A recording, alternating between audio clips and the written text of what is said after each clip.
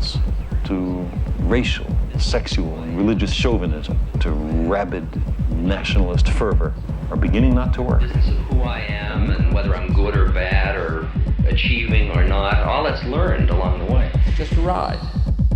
And we can change it anytime we want. It's only a choice. No effort, no work, no job, no savings of money. I realized that I had the game wrong. That the game was to find out what I already was.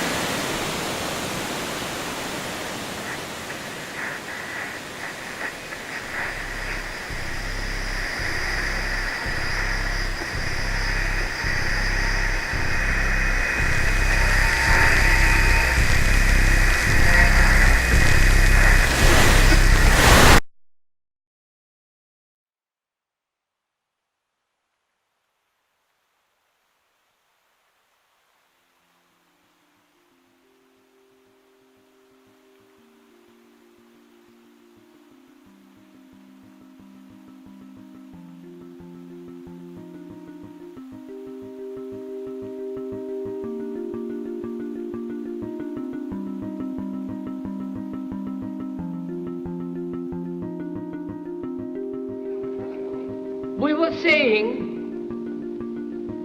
how very important it is to bring about in the human mind the radical revolution. The crisis is a crisis in consciousness, a crisis that cannot anymore accept the old norms, the old patterns, the ancient traditions.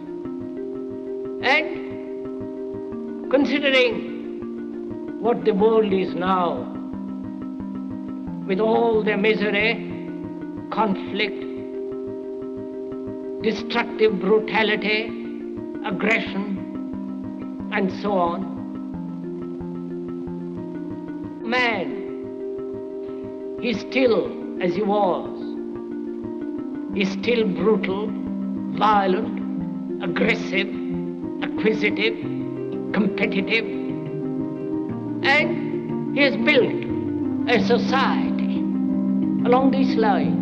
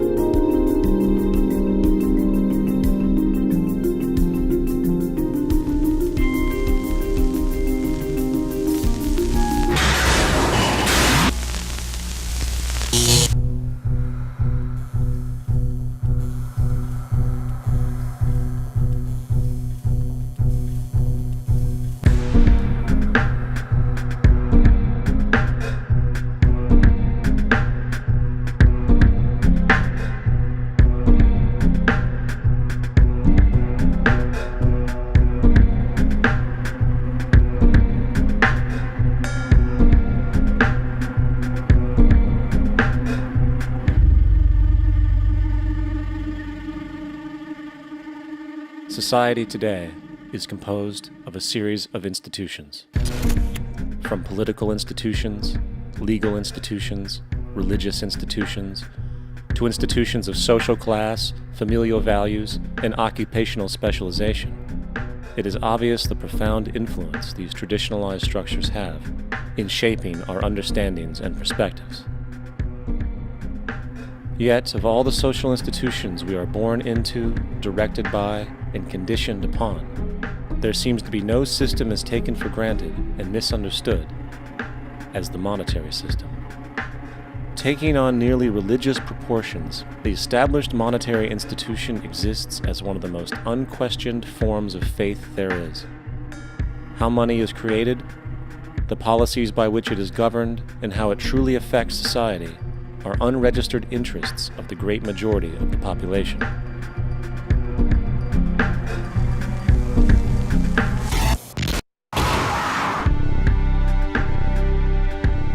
In a world where 1% of the population owns 40% of the planet's wealth, in a world where 34,000 children die every single day from poverty and preventable diseases, and where 50% of the world's population lives on less than $2 a day, one thing is clear: something is very wrong.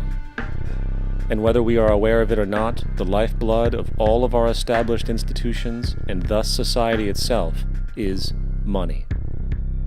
Therefore, understanding this institution of monetary policy is critical to understanding why our lives are the way they are.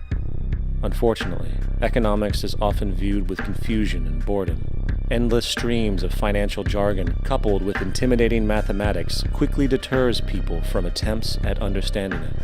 However, the fact is, the complexity associated with the financial system is a mere mask, designed to conceal one of the most socially paralyzing structures humanity has ever endured.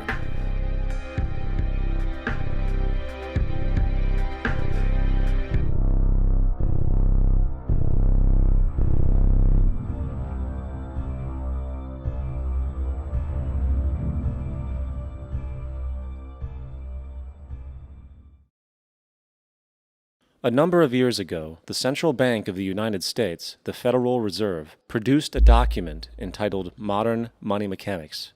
This publication detailed the institutionalized practice of money creation as utilized by the Federal Reserve and the web of global commercial banks it supports. On the opening page, the document states its objective. The purpose of this booklet is to describe the basic process of money creation in a fractional reserve banking system.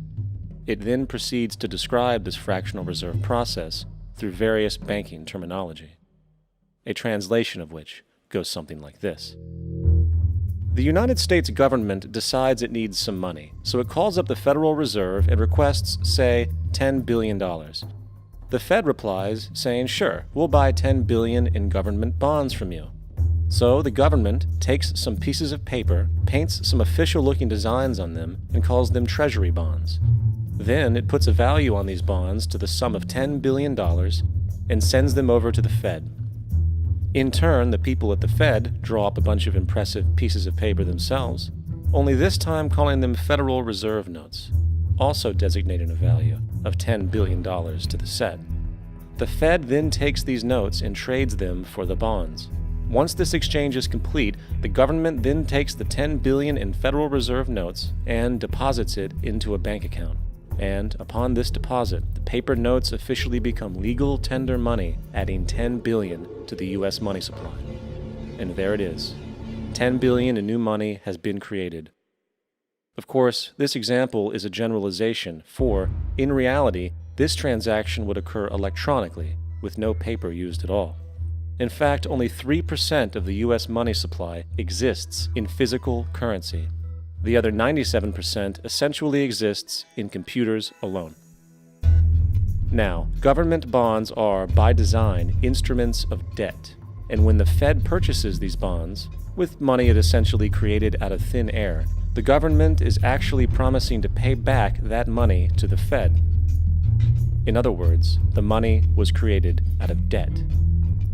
This mind-numbing paradox of how money or value can be created out of debt or a liability will become more clear as we further this exercise. So, the exchange has been made and now $10 billion sits in a commercial bank account. Here's where it gets really interesting. For as based on the fractional reserve practice, that $10 billion deposit instantly becomes part of the bank's reserves, just as all deposits do. And regarding reserve requirements, as stated in Modern Money Mechanics, a bank must maintain legally required reserves equal to a prescribed percentage of its deposits. It then quantifies this by stating, under current regulations, the reserve requirement against most transaction accounts is 10%. This means that with a $10 billion deposit, 10% or $1 billion is held as the required reserve, while the other $9 billion is considered an excessive reserve and can be used as the basis for new loans. Now, it is logical to assume that this $9 billion is literally coming out of the existing $10 billion deposit. However, this is actually not the case. What really happens is that the $9 billion is simply created out of thin air on top of the existing $10 billion deposit. This is how the money supply is expanded. As stated in modern money mechanics, of course they, the banks, do not really pay out loans from the money they receive as deposits. If they did this, no additional money would be created. What they do when they make loans is to accept promissory notes, loan contracts, in exchange for credits, money, to the borrower's transaction accounts. In other words, the $9 billion can be created out of nothing simply because there is a demand for such a loan and that there is a $10 billion deposit to satisfy the reserve requirements. Now, let's assume that somebody walks into this bank and borrows the newly available $9 billion. They will then most likely take that money and deposit it into their own bank account. The process then repeats, for that deposit becomes part of the bank's reserves. 10% is isolated, and in turn 90% of the $9 billion, or $8.1 billion, is now available as newly created money for more loans. And of course, that 8.1 can be loaned out and redeposited, creating an additional 7.2 billion to 6.5 billion to 5.9 billion, etc. This deposit money creation loan cycle can technically go on to infinity. The average mathematical result is that about $90 billion can be created on top of the original $10 billion. In other words, for every deposit that ever occurs in the banking system, about 9 times that amount can be created out of thin air. Money jitters?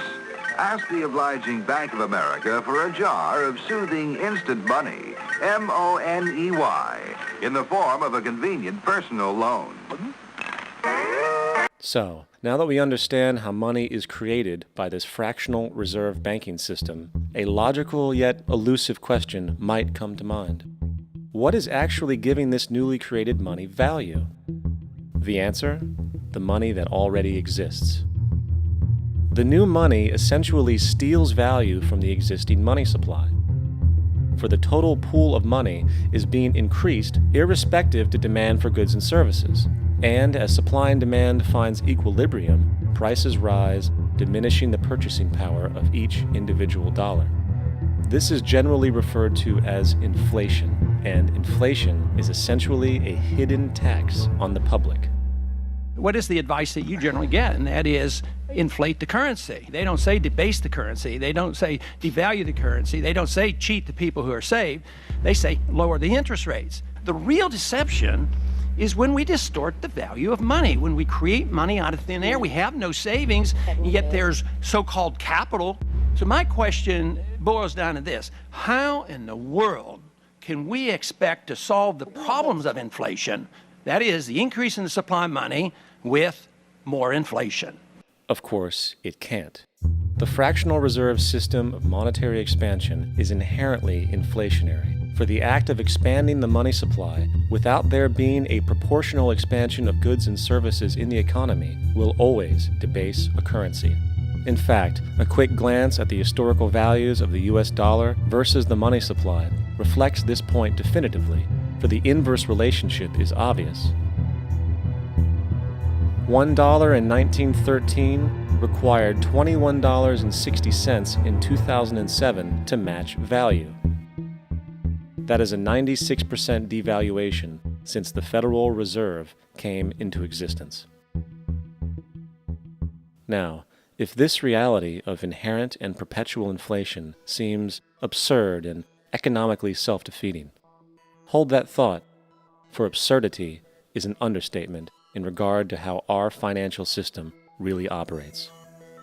For in our financial system, money is debt. And debt is money. Here is a chart of the U.S. money supply from 1950 to 2006. Here is a chart of the U.S. national debt for the same period. How interesting it is that the trends are virtually the same. For the more money there is, the more debt there is. The more debt there is, the more money there is. To put it a different way, every single dollar in your wallet is owed to somebody by somebody. For remember, the only way the money can come into existence is from loans. Therefore, if everyone in the country were able to pay off all debts, including the government, there would not be $1 in circulation.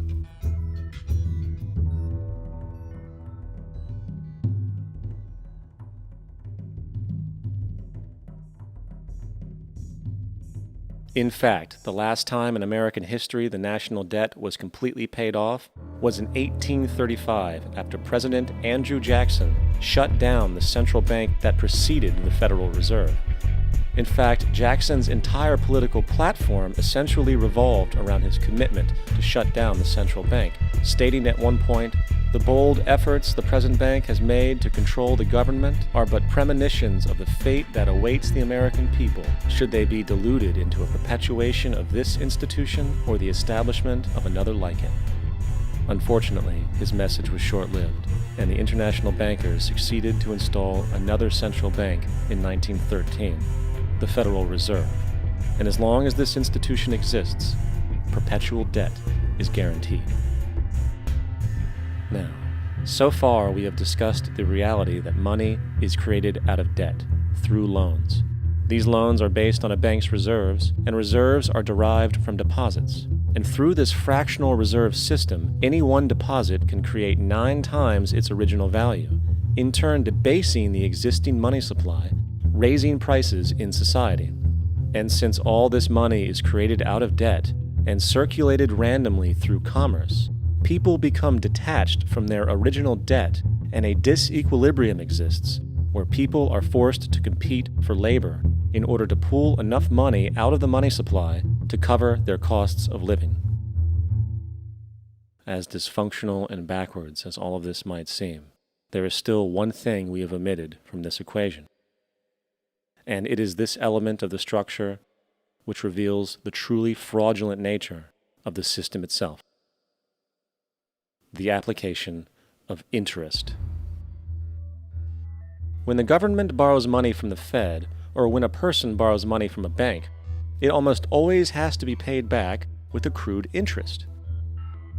In other words, almost every single dollar that exists must be eventually returned to a bank with interest paid as well.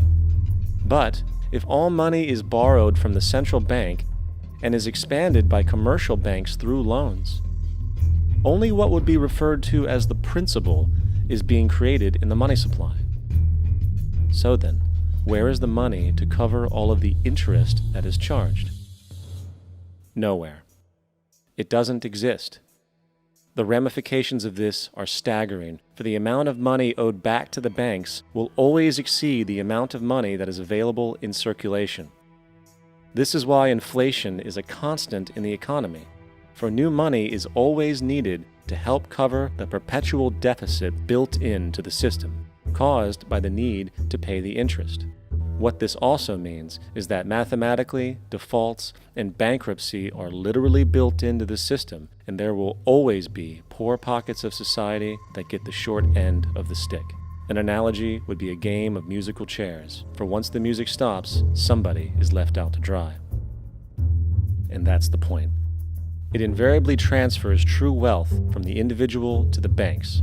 For if you are unable to pay for your mortgage, they will take your property. This is particularly enraging when you realize that not only is such a default inevitable due to the fractional reserve practice, but also because of the fact that the money that the bank loaned to you didn't even legally exist in the first place. In 1969, there was a Minnesota court case involving a man named Jerome Daly, who was challenging the foreclosure of his home by the bank which provided the loan to purchase it. His argument was that the mortgage contract required both parties, being he and the bank, each put up a legitimate form of property for the exchange. In legal language, this is called consideration. Mr. Daly explained that the money was, in fact, not the property of the bank, for it was created out of nothing as soon as the loan agreement was signed. Remember what modern money mechanics stated about loans? What they do when they make loans is to accept promissory notes in exchange for credits. Reserves are unchanged by the loan transactions, but deposit credits constitute new additions to the total deposits of the banking system. In other words, the money doesn't come out of their existing assets. The bank is simply inventing it, putting up nothing of its own, except for a theoretical liability on paper. As the court case progressed, the bank's president, Mr. Morgan, took the stand, and in the judge's personal memorandum, he recalled that the plaintiff, bank's president, admitted that, in combination with the Federal Reserve Bank, did create the money and credit upon its books by bookkeeping entry. The money and credit first came into existence when they created it. Mr. Morgan admitted that no United States law or statute existed which gave him the right to do this. A lawful consideration must exist and be tendered to support the note. The jury found that there was no lawful consideration, and I agree. He also poetically added, "Only God can create something of value out of nothing." And upon this revelation, the court rejected the bank's claim for foreclosure, and Daly kept his home. The implications of this court decision are immense. For every time you borrow money from a bank, whether it is a mortgage loan or a credit card charge, the money given to you is not only counterfeit, it is an illegitimate form of consideration, and hence voids the contract to repay, for the bank never had the money as property to begin with. Unfortunately, such legal realizations are suppressed and ignored, and the game of perpetual wealth transfer and perpetual debt continues. And this brings us to the ultimate question: why? During the American Civil War, President Lincoln bypassed the high-interest loans offered by the European banks and decided to do what the Founding Fathers advocated, which was to create an independent and inherently debt-free currency. It was called the greenback. Shortly after this measure was taken, an internal document circulated between private British and American banking interests stated, "Slavery is but the owning of labor and carries with it the care of laborers, while the European plan is that capital shall control labor by controlling wages. This can be done by controlling the money. It will not do to allow the greenback, as we cannot control that." The fractional reserve policy perpetrated by the Federal Reserve, which has spread in practice to the great majority of banks in the world, is, in fact, a system of modern slavery. Think about it. Money is created out of debt. And what do people do when they are in debt? They submit to employment to pay it off. But if money can only be created out of loans, how can society ever be debt-free? It can't. And that's the point.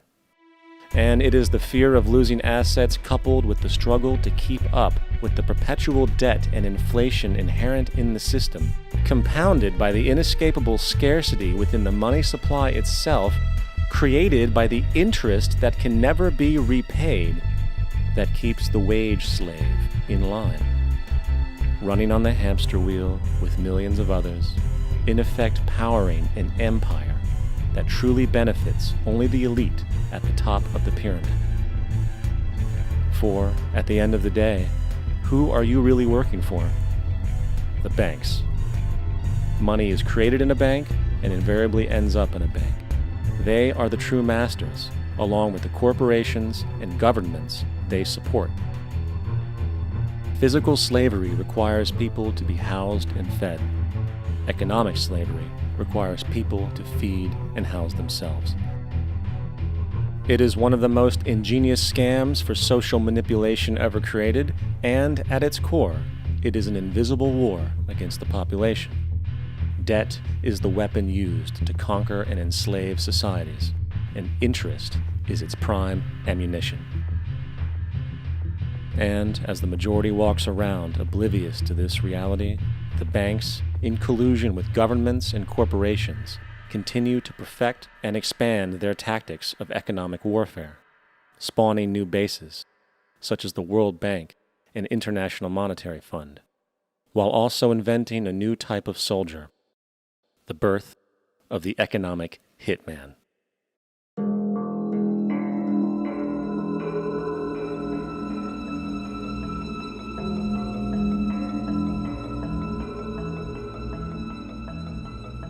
We economic hitmen really have been the ones responsible for creating this first truly global empire. And we work many different ways.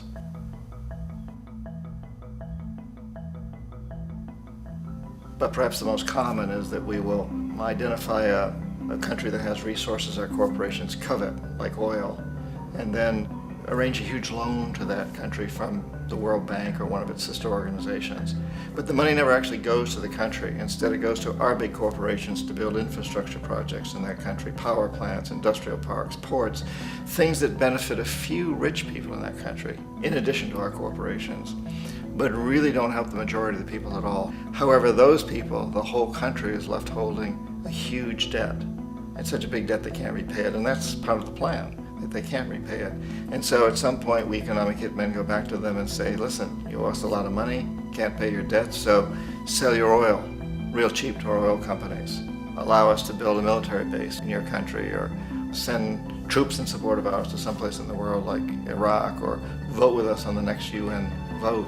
To have their electric utility company privatized and their water and sewage system privatized and sold to U.S. corporations or other multinational corporations. So there was that whole mushrooming thing, and it's so typical of the way the IMF and the World Bank work, that you put a country in debt, it's such a big debt it can't pay it, and then you offer to refinance that debt and pay even more interest. And you demand this quid pro quo, which you call a conditionality or good governance, which means basically that they've got to sell off their resources, including many of their social services, their utility companies, their school systems sometimes, their penal systems, their insurance systems, to foreign corporations. So it's a double, triple, quadruple whammy. The precedent for economic hitmen really began back in the early 50s when democratically elected Mossadegh, who was elected in Iran, he was considered to be the hope for democracy in the Middle East and around the world. He was Time Magazine's Man of the Year. But one of the things that he'd run on and began to implement was the idea that foreign oil companies needed to pay the Iranian people a lot more for the oil that they were taking out of Iran. The Iranian people should benefit from their own oil. Strange policy. We didn't like that, of course. But we were afraid to do what we normally were doing, which was to send in the military. Instead, we sent in one CIA agent, Kermit Roosevelt, Teddy Roosevelt's relative. And Kermit went in with a few $1 million and was very, very effective and efficient. And in a short amount of time, he managed to get Mossadegh overthrown and brought in the Shah of Iran to replace him, who always was favorable to oil. And it was extremely effective. Mobs overflow Tehran. Army officers shout that Mossadegh has surrendered and his regime as virtual dictator of Iran is ended. Pictures of the Shah are paraded through the streets as sentiment reverses. The Shah is welcomed home. So back here in the United States, in Washington, people looked around and said, wow, that was easy and cheap. So this established a whole new way of manipulating countries, of creating empire. The only problem with Roosevelt was that he was a card-carrying CIA agent, and had he been caught, the ramifications could have been pretty serious. So very quickly at that point, the decision was made to use private consultants to channel the money through the World Bank or the IMF or one of the other such agencies, to bring in people like me who worked for private companies, so that if we got caught, there would be no governmental ramifications.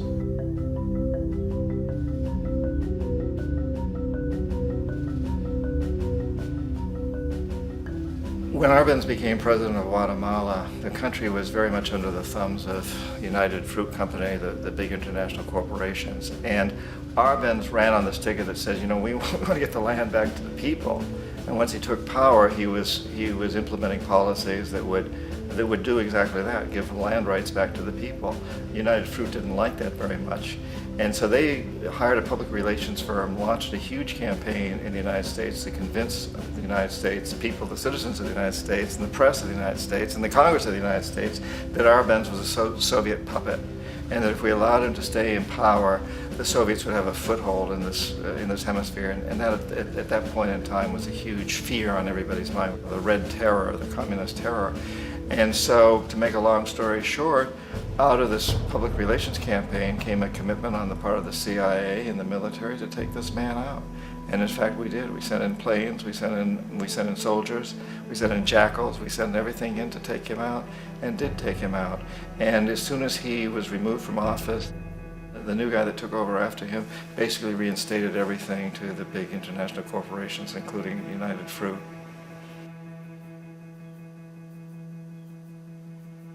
Ecuador for many, many years had been ruled by pro-US dictators, often relatively brutal. Then it was decided that they were going to have a truly democratic election. Jaime Roldos ran for office, and his main goal, he said, as president would be to make sure that Ecuador's resources were used to help the people. And he won, overwhelming, by more votes than anybody had ever won anything in Ecuador. And he began to implement these policies to make sure that the profits from oil went to help the people. Well, we didn't like that in the United States. I was sent down as one of several economic hitmen to change Roldos, to corrupt him, to bring him around, to let him know, okay, you can get very rich, you and your family, if you play our game, but if you continue to try to keep these policies you've promised, you're going to go. He wouldn't listen. He was assassinated. As soon as the plane crashed, the whole area was cordoned off. The only people allowed in were U.S. military from a nearby base and some of the Ecuadorian military. When an investigation was launched, two of the key witnesses died in car accidents before they had a chance to testify. A lot of very, very strange things that went on around the assassination of Jaime Roldos. I, like most people who've really looked at this case, have absolutely no doubt that it was an assassination. And of course, in my position as an economic hitman, I was always expecting something to happen to Jaime, whether it be a coup or assassination, I wasn't sure, but that he would be taken down because he was not being corrupted. He would not allow himself to be corrupted the way we wanted to corrupt him.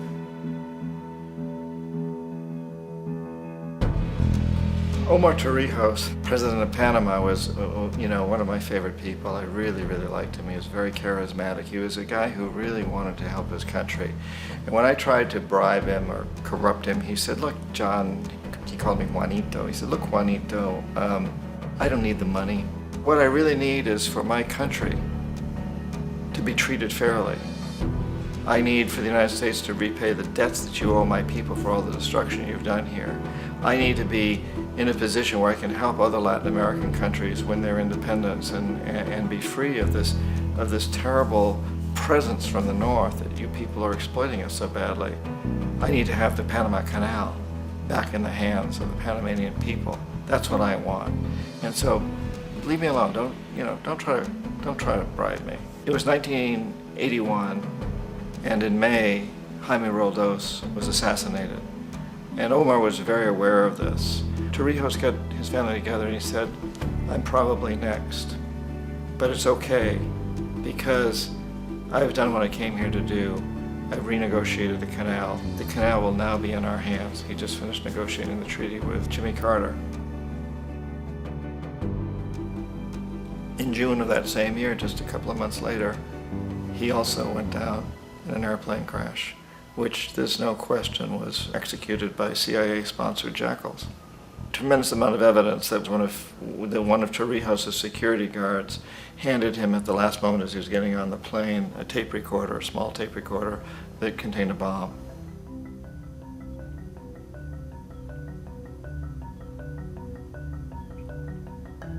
It is interesting to me how this system has continued pretty much the same way for years and years and years, except the economic hitmen have got better and better and better. Then we come up with, very recently, what happened in Venezuela. In 1998, Hugo Chavez gets elected president, following a long line of presidents who had been very corrupt and basically destroyed the economy of the country. And Chavez was elected amidst all that. Chavez stood up to the United States, and he's done it primarily demanding that Venezuelan oil be used to help the Venezuelan people. Well, we didn't like that in the United States. So in 2002, a coup was staged, which there's no question in my mind, and most other people's minds, that the CIA was behind that coup.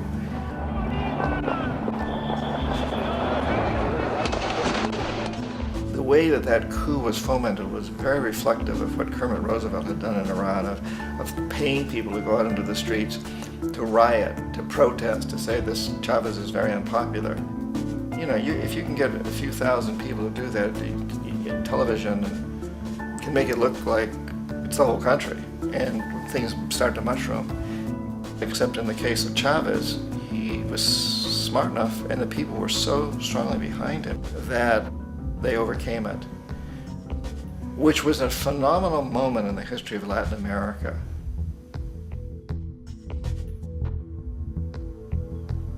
Iraq actually is a perfect example of the way the whole system works. So we economic hitmen are the first line of defense. We go in and we try to corrupt governments and get them to accept these huge loans, which we then use as leverage to basically own them.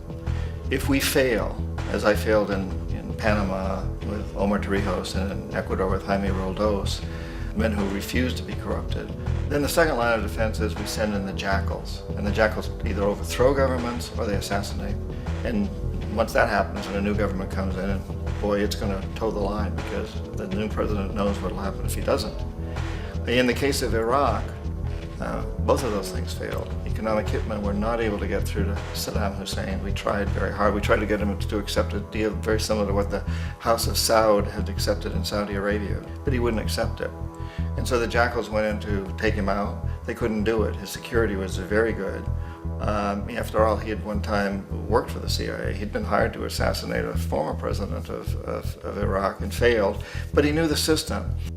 So in '91, we send in the troops and we take out the Iraqi military. So we assume at that point that Saddam Hussein is going to come around.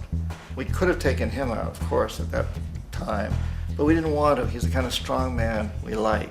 He controls his people. We thought he could control the Kurds and keep the Iranians in their border and keep pumping oil for us. And that once we took out his military, now he's going to come around.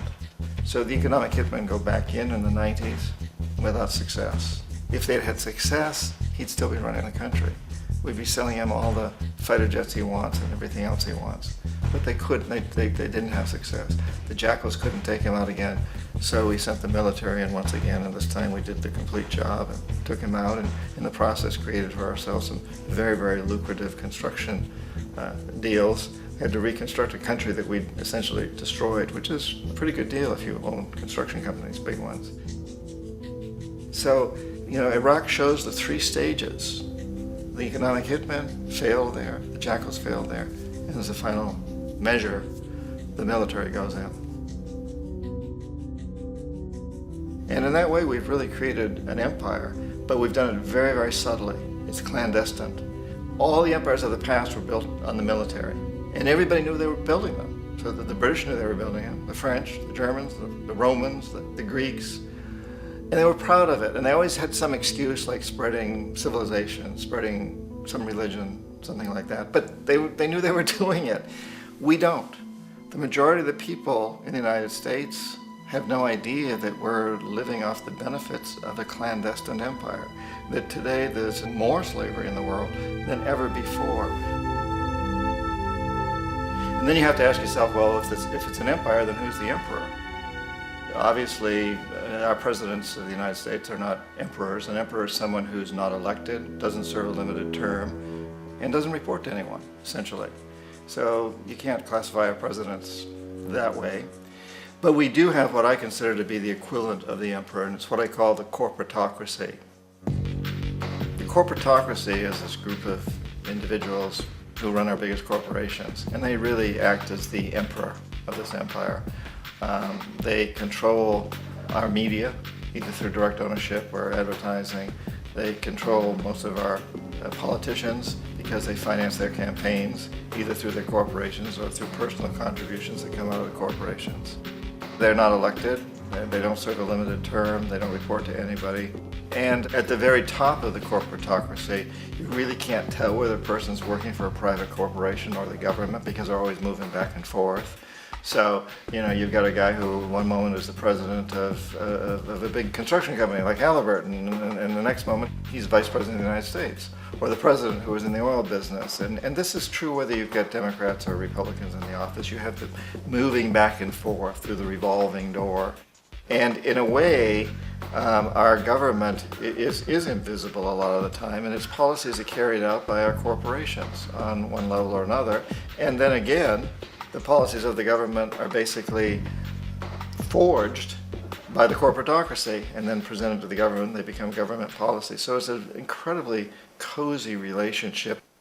This isn't a conspiracy theory type of thing. These people don't have to get together and plot to do things. They all basically work under one primary assumption, and that is that they must maximize profits regardless of the social and environmental costs.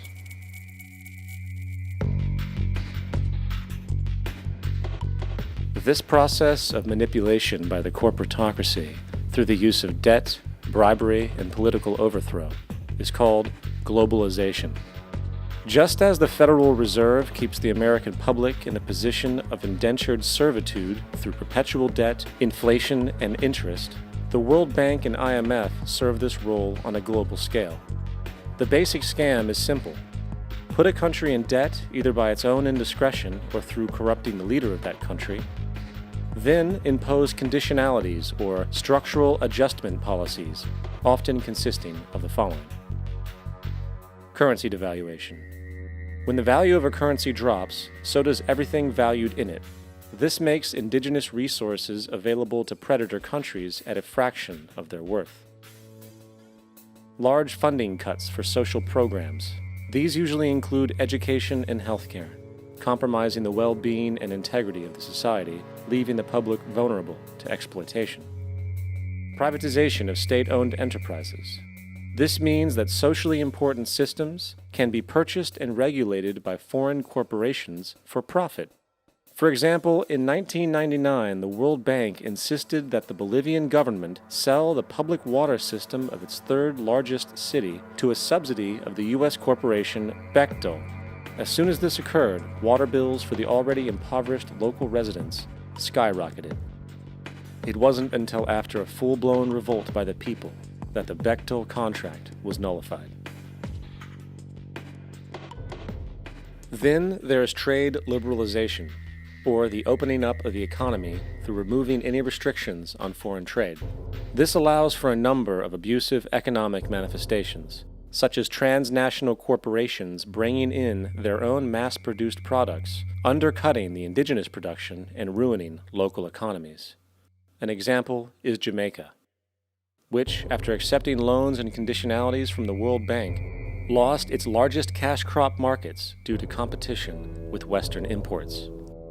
Today, countless farmers are out of work, for they are unable to compete with the large corporations. Another variation is the creation of numerous seemingly unnoticed, unregulated, inhumane sweatshop factories, which take advantage of the imposed economic hardship. Additionally, due to production deregulation, environmental destruction is perpetual, as a country's resources are often exploited by the indifferent corporations while outputting large amounts of deliberate pollution. The largest environmental lawsuit in the history of the world today is being brought on behalf of 30,000 Ecuadorian Amazonian people against Texaco, which is now owned by Chevron. So today it's against Chevron, but for activities conducted by Texaco. Estimated to be more than 18 times what the Exxon Valdez dumped into the coast of Alaska. In the case of Ecuador, it wasn't an accident. The oil companies did it intentionally. They knew they were doing it to save money out there rather than arranging for proper disposal.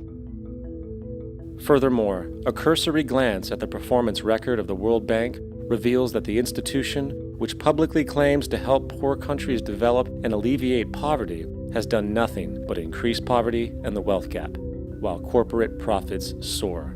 In 1960, the income gap between the fifth of the world's people in the richest countries versus the fifth in the poorest countries was 30 to 1. By 1998, it was 74 to 1. While global GNP rose 40% between 1970 and 1985, those in poverty actually increased by 17%. While from 1985 to 2000, those living on less than $1 a day increased by 18%. Even the Joint Economic Committee of the U.S. Congress admitted that there is a mere 40% success rate of all World Bank projects. In the late 1960s, the World Bank intervened in Ecuador with large loans. During the next 30 years, poverty grew from 50% to 70%. Under or unemployment grew from 15 to 70%. Public debt increased from 240 million to 16 billion, while the share of resources allocated to the poor went from 20% to 6%. In fact, by the year 2000, 50% of Ecuador's national budget had to be allocated for paying its debts. It is important to understand the World Bank is, in fact, a U.S. bank supporting U.S. interests, for the United States holds veto power over decisions, as it is the largest provider of capital. And where did it get this money? You guessed it, it made it out of thin air through the fractional reserve banking system. Of the world's top 100 economies, as based on annual GDP, 51 are corporations, and 47 of that 51 are U.S.-based. Walmart, General Motors, and Exxon are more economically powerful than Saudi Arabia, Poland, Norway, South Africa, Finland, Indonesia, and many others. And, as protective trade barriers are broken down, currencies tossed together and manipulated in floating markets, and state economies overturned in favor of open competition and global capitalism, the empire expands. You get up on your little 21-inch screen and howl about America and democracy. There is no America. There is no democracy. There is only IBM and ITT and AT&T and DuPont, Dow, Union Carbide, and Exxon. Those are the nations of the world today. What do you think the Russians talk about in their councils of state? Karl Marx?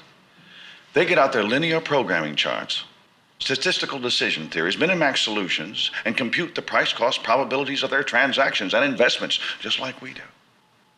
We no longer live in a world of nations and ideologies, Mr. Beale. The world is a college of corporations, inexorably determined by the immutable bylaws of business. The world is a business, Mr. Beale.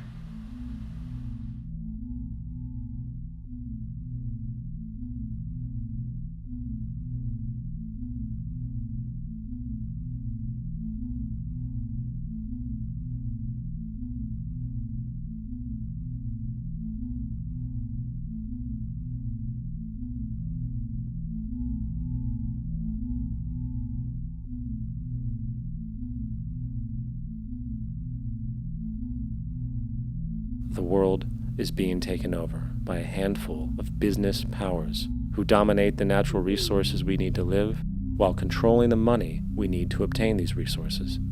The end result will be world monopoly, based not on human life, but financial and corporate power. And as the inequality grows, naturally more and more people are becoming desperate. So the establishment was forced to come up with a new way to deal with anyone who challenges the system. So they gave birth to the terrorist. The term terrorist is an empty distinction, designed for any person or group who chooses to challenge the establishment. This isn't to be confused with the fictional Al-Qaeda, which was actually the name of a computer database for the US-supported Mujahideen in the 1980s.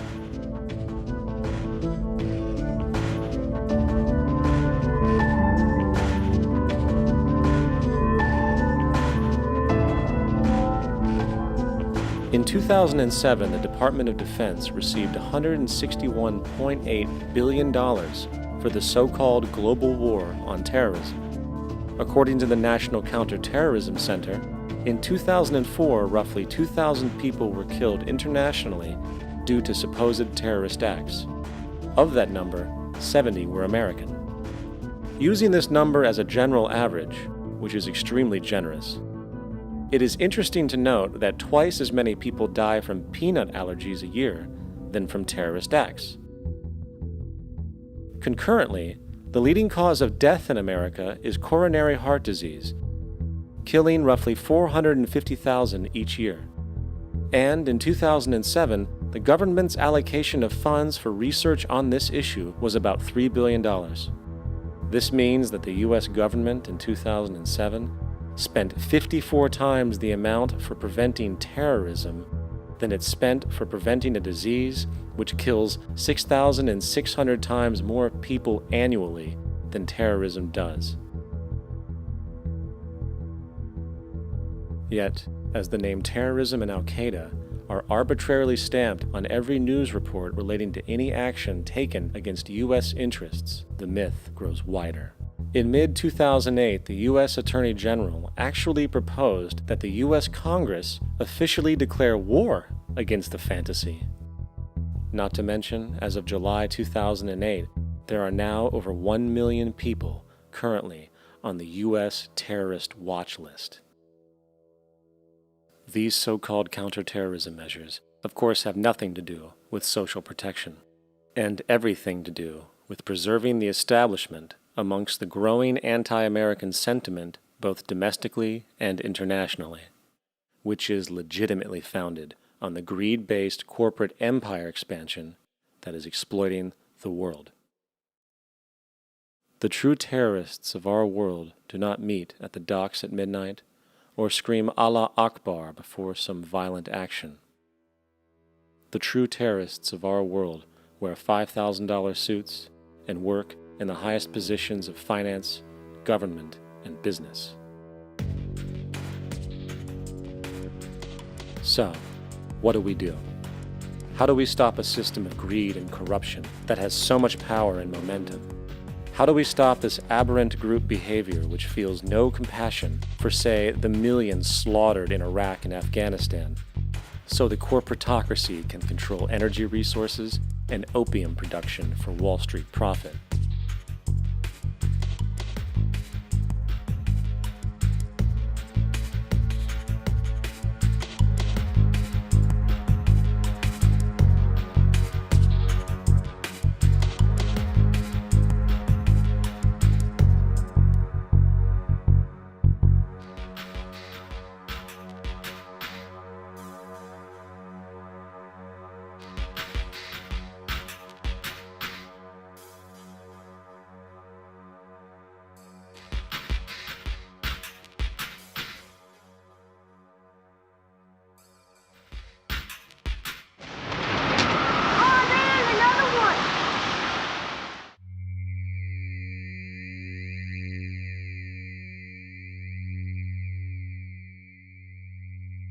How do we stop a system of greed and corruption that condemns poor populations to sweatshop slavery for the benefit of Madison Avenue?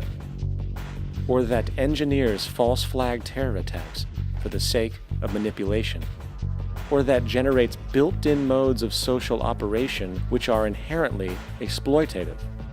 Or that systematically reduces civil liberties and violates human rights in order to protect itself from its own shortcomings?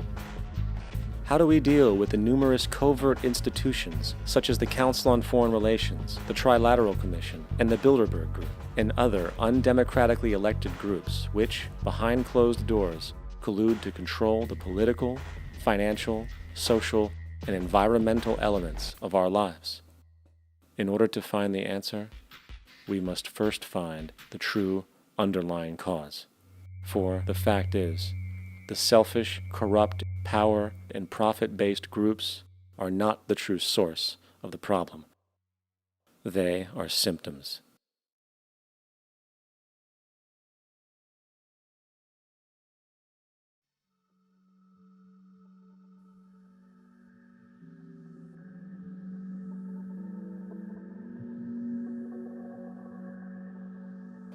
My name is Jock Fresco.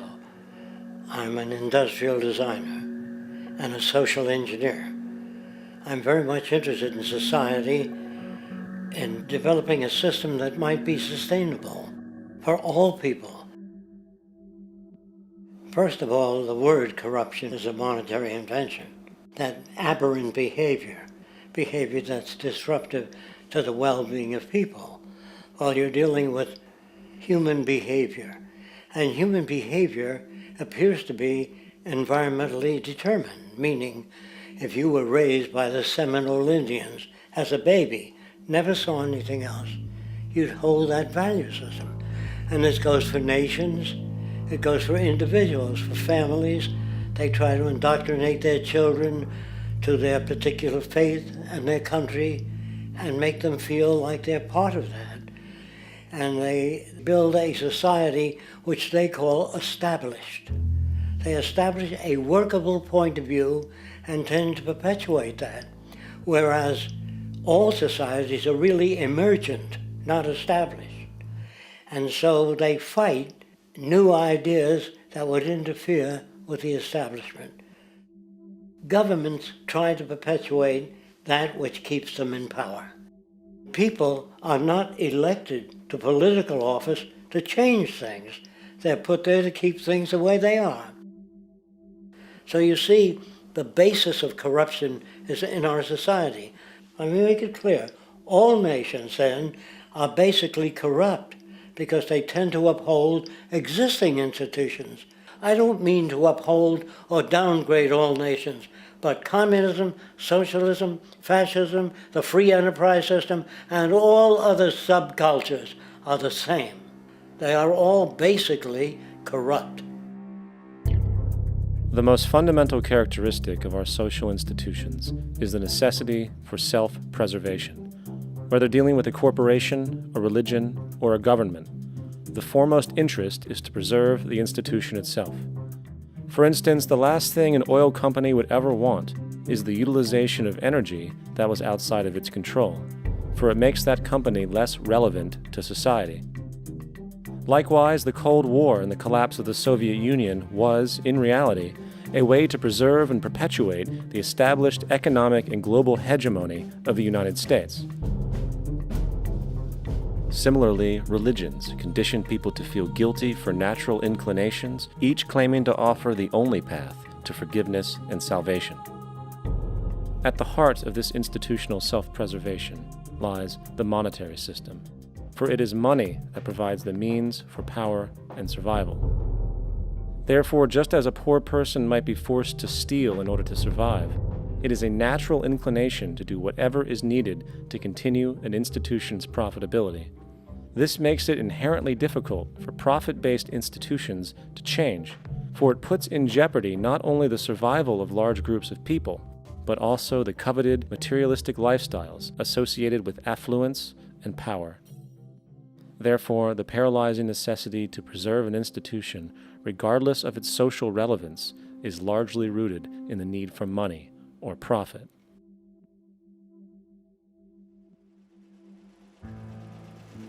What's in it for me is why people think.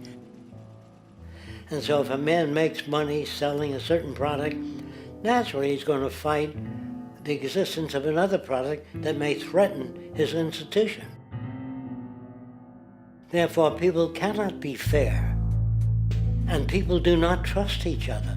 A guy will come over to you and say, I got just the house you're looking for. He's a salesman. When a doctor says, I think your kidney has to come out, I don't know if he's trying to pay off a yacht or whether my kidney has to come out. It's hard in a monetary system to trust people. If you came into my store and I said, this lamp that I've got is pretty good, but the lamp next door is much better, I wouldn't be in business very long. It wouldn't work. If I were ethical, it wouldn't work. So when you say industry cares for people, that's not true.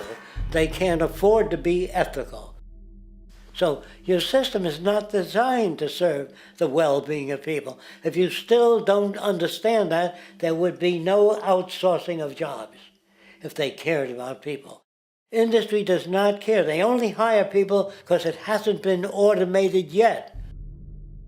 So don't talk about decency and ethics. We cannot afford it and remain in business. It is important to point out that regardless of the social system, whether fascist, socialist, capitalist, or communist, the underlying mechanism is still money, labor, and competition. Communist China is no less capitalistic than the United States. The only difference is the degree by which the state intervenes in enterprise. The reality is that monetaryism, so to speak, is the true mechanism that guides the interests of all the countries on the planet. The most aggressive and hence dominant variation of this monetaryism is the free enterprise system. The fundamental perspective, as put forth by early free market economists like Adam Smith, is that self-interest in competition leads to social prosperity, as the act of competition creates incentive, which motivates people to persevere. However, what isn't talked about is how a competition-based economy invariably leads to strategic corruption, power and wealth consolidation, social stratification, technological paralysis, labor abuse, and, ultimately, a covert form of government dictatorship by the rich elite. The word corruption is often defined as moral perversion. If a company dumps toxic waste into the ocean to save money, most people recognize this as corrupt behavior. On a more subtle level, when Walmart moves into a small town and forces small businesses to shut down for they are unable to compete, a gray area emerges. For what exactly is Walmart doing wrong? Why should they care about mom-and-pop organizations they destroy? Yet, even more subtly, when a person gets fired from their job because a new machine has been created which can do the work for less money, people tend to just accept that as the way it is, not seeing the inherent, corrupt inhumanity of such an action. Because the fact is, whether it is dumping toxic waste, having a monopoly enterprise, or downsizing the workforce, the motive is the same: profit. They are all different degrees of the same self-preserving mechanism, which always puts the well-being of people second to monetary gain. Therefore, corruption is not some byproduct of monetaryism. It is the very foundation.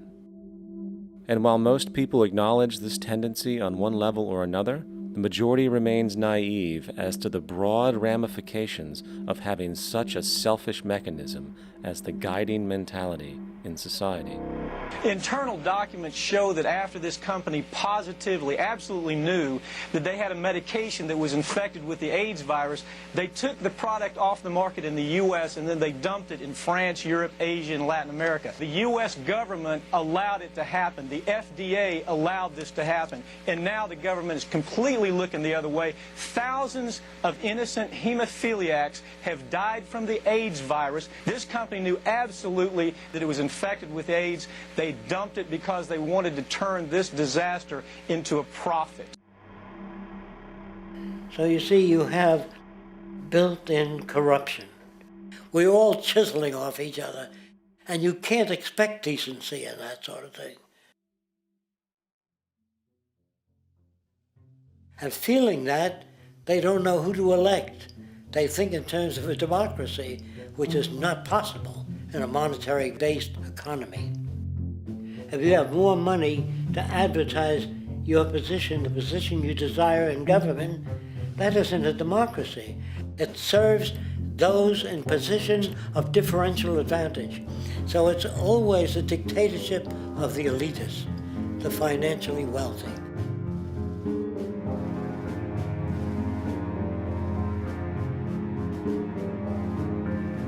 It is an interesting observation to note how seemingly unknown personalities magically appear on the scene as presidential candidates.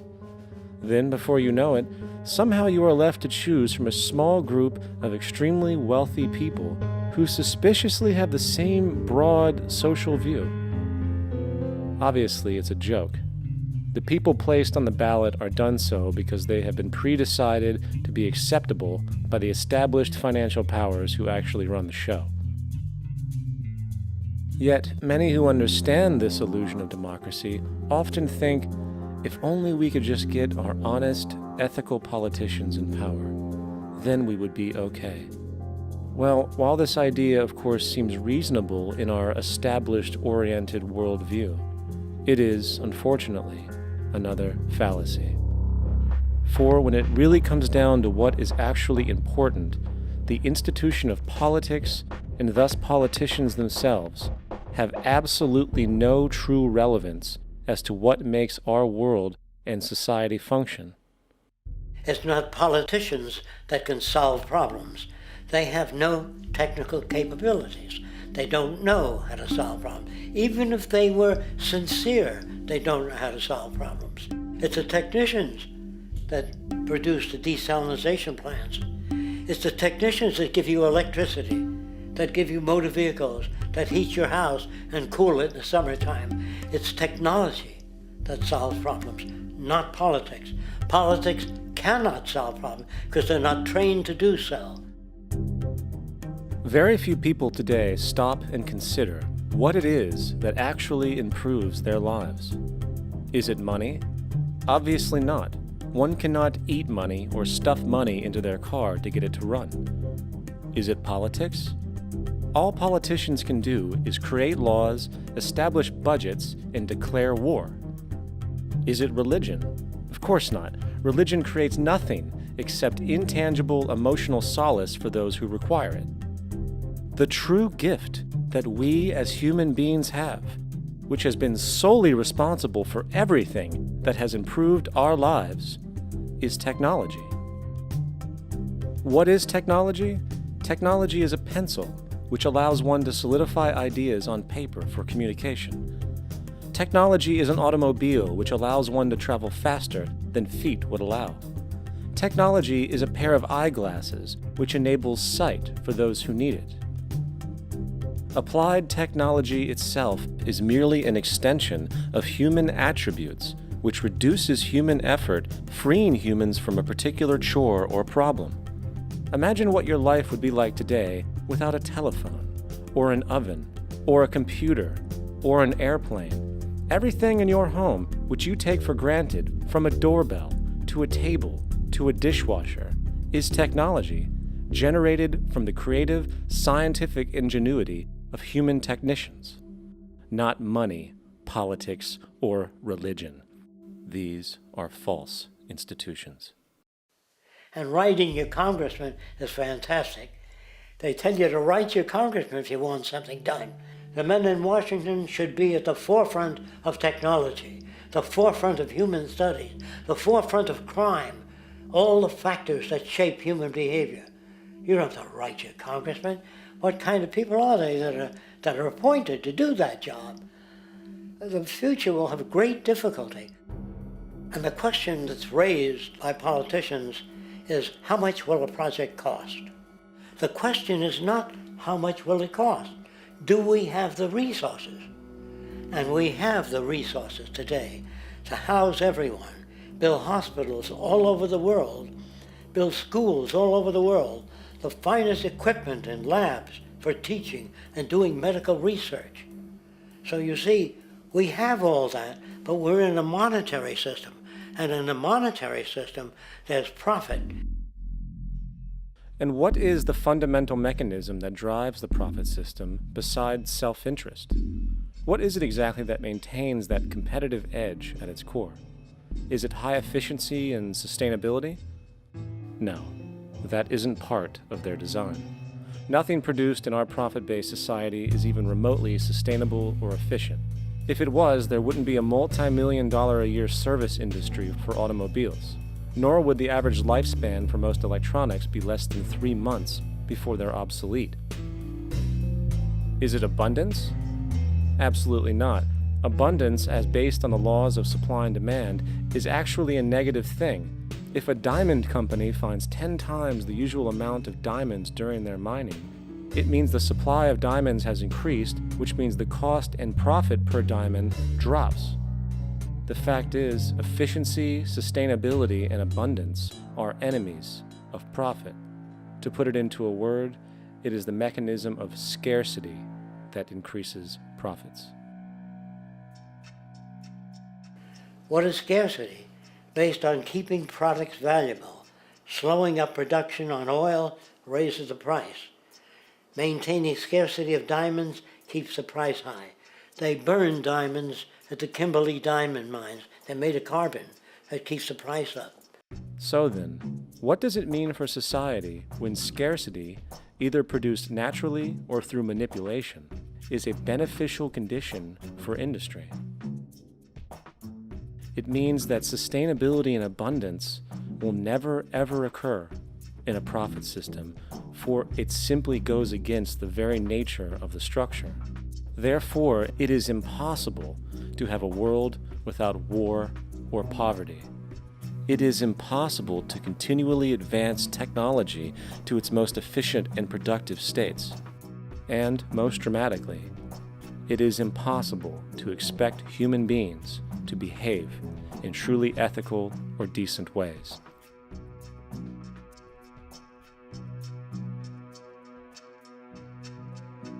People use the word instinct because they can't account for the behavior. They sit back and they evaluate with their lack of knowledge, and they say things like, humans are built a certain way, greed is a natural thing, as though they've worked for years on it, and it's no more natural than wearing clothing. What we want to do is to eliminate the causes of the problems, eliminate the processes that produce greed and bigotry and prejudice and people taking advantage of one another and elitism, eliminating the need for prisons and welfare. We have always had these problems because we have always lived within scarcity and barter and monetary systems that produce scarcity. If you eradicate the conditions that generate what you call socially offensive behavior, it does not exist. The guy said, well, isn't that inborn? No, it's not. There is no human nature. There's human behavior, and that's always been changed throughout history. You're not born with bigotry and greed and corruption and hatred. You pick that up within the society. War, poverty, corruption, hunger, misery, human suffering will not change in a monetary system. That is, there'll be very little significant change. It's going to take the redesign of our culture, our values, and it has to be related to the carrying capacity of the earth, not some human opinion or some politician's notions of the way the world ought to be, or some religious notions of the conduct of human affairs. And that's what the Venus Project is about. The society that we're about to talk about is a society that is free of all the old superstitions, incarceration, prisons, police, cruelty, and law.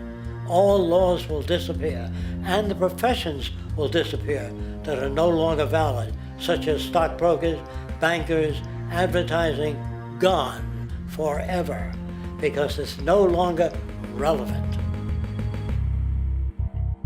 When we understand that it is technology devised by human ingenuity which frees humanity and increases our quality of life, we then realize that the most important focus we can have is on the intelligent management of the Earth's resources.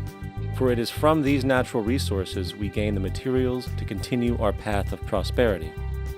Understanding this, we then see that money fundamentally exists as a barrier to these resources, for virtually everything has a financial cost. And why do we need money to obtain these resources? Because of real or assumed scarcity. We don't usually pay for air and tap water because it is in such high abundance, selling it would be pointless. So then, logically speaking, if resources and technologies applicable to creating everything in our societies, such as houses, cities, and transportation, were in high enough abundance, there would be no reason to sell anything. Likewise, if automation and machinery was so technologically advanced as to relieve human beings of labor, there would be no reason to have a job. And with these social aspects taken care of, there would be no reason to have money at all. So the ultimate question remains: do we on Earth have enough resources and technological understanding to create a society of such abundance that everything we have now could be available without a price tag and without the need for submission through employment? Yes, we do. We have the resources and technology to enable this at a minimum, along with the ability to raise the standard of living so high that people in the future will look back at our civilization now and gawk at how primitive and immature our society was.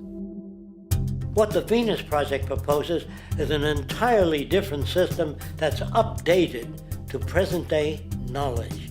We've never given scientists the problem of how do you design a society which would eliminate boring and monotonous jobs, that would eliminate accidents in transportation, that would enable people to have a high standard of living, that would eliminate poisons in our food, that would give us other sources of energy that are clean and efficient. We can do that out there.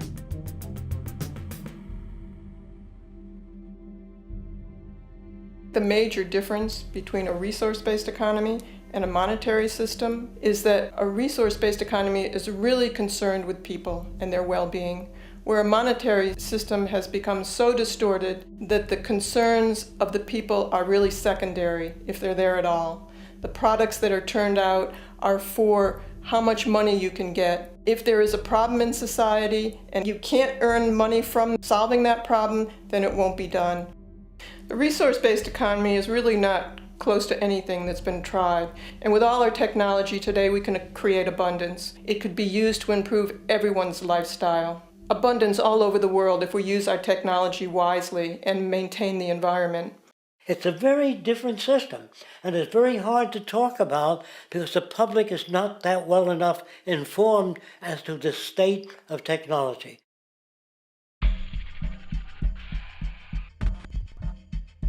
At present, we don't have to burn fossil fuels. We don't have to use anything that would contaminate the environment. There are many sources of energy available. Alternative energy solutions pushed by the establishment, such as hydrogen, biomass, and even nuclear, are highly insufficient, dangerous, and exist only to perpetuate the profit structure that industry has created. When we look beyond the propaganda and self-serving solutions put forth by the energy companies, we find a seemingly endless stream of clean, abundant, and renewable energy for generating power. Solar and wind energy are well known to the public, but the true potential of these mediums remains unexpressed. Solar energy, derived from the sun, has such abundance that 1 hour of light at high noon contains more energy than what the entire world consumes in a year. If we could capture 0.01% of this energy, the world would never have to use oil, gas, or anything else. The question then is not availability, but the technology to harness it.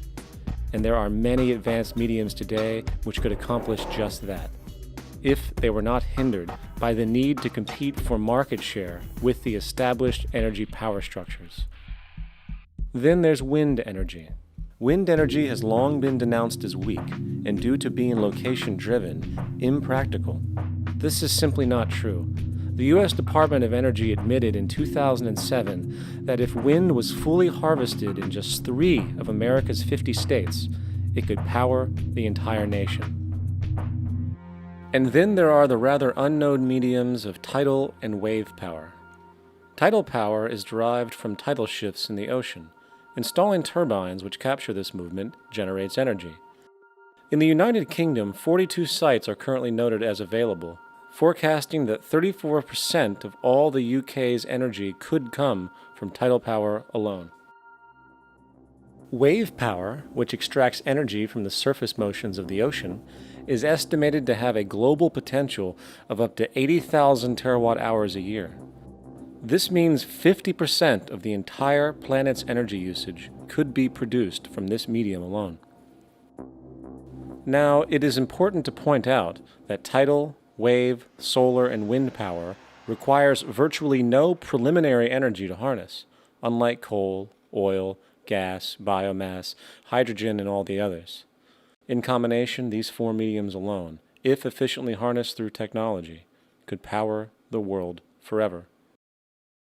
That being said, there happens to be another form of clean, renewable energy which trumps them all: geothermal power.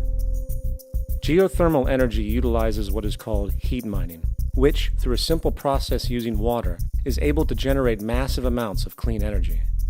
In 2006, an MIT report on geothermal energy found that 13,000 zettajoules of power are currently available in the Earth, with the possibility of 2,000 zettajoules being easily tappable with improved technology. The total energy consumption of all the countries on the planet is about half of a zettajoule a year. This means about 4,000 years of planetary power could be harnessed in this medium alone.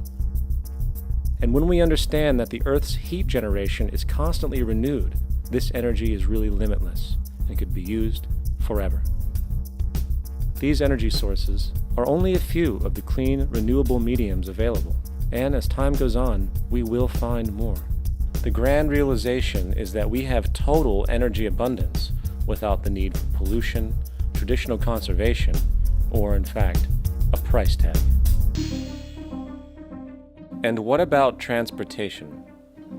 The prevailing means of transportation in our societies is by automobile and aircraft, both of which predominantly need fossil fuels to run. In the case of the automobile, the battery technology needed to power an electric car that can go over 100 miles an hour for over 200 miles on one charge exists, and has existed for many years. However, due to battery patents controlled by the oil industry, which limits their availability to maintain market share, coupled with political pressure from the energy industry, the accessibility and affordability of this technology is limited. There is absolutely no reason other than pure, corrupt profit interest that every single vehicle in the world cannot be electric and utterly clean, with zero need for gasoline. As far as airplanes, it is time we realize that this means of travel is inefficient, cumbersome, slow, and causes far too much pollution. This is a maglev train. It uses magnets for propulsion. It is fully suspended by a magnetic field and requires less than 2% of the energy used for plane travel. The train has no wheels, so nothing can wear out. The current maximum speed of versions of this technology, as used in Japan, is 361 miles per hour. However, this version of the technology is very dated. An organization called ET3, which has connections with the Venus Project, has established a tube-based maglev that can travel up to 4,000 miles per hour in a motionless, frictionless tube, which can go over land or underwater. Imagine going from LA to New York for an extended lunch break, or from Washington, D.C. to Beijing, China in 2 hours. This is the future of continental and intercontinental travel, fast, clean, with only a fraction of the energy usage we use today for the same means.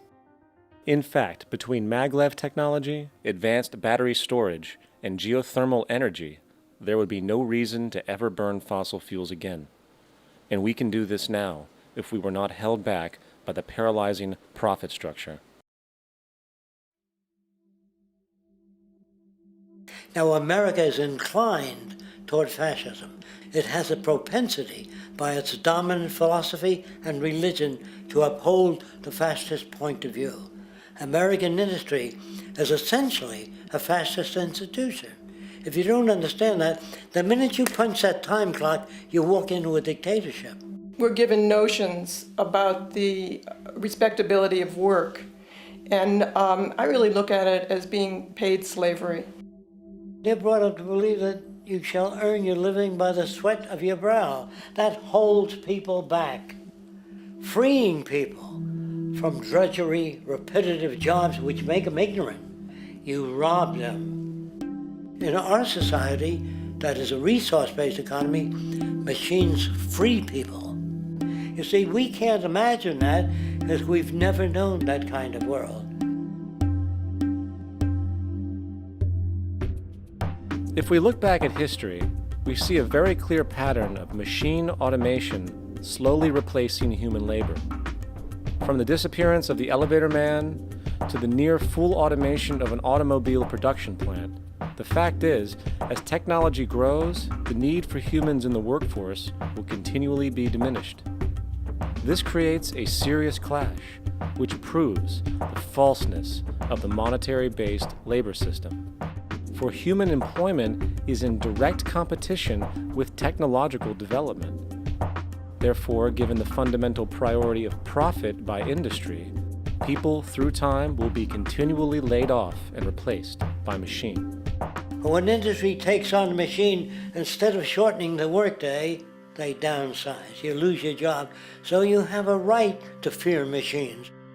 In a high-technology, resource-based economy, it is conservative to say that about 90% of all current occupations could be phased out by machines, freeing humans to live their life without servitude, for this is the point of technology itself.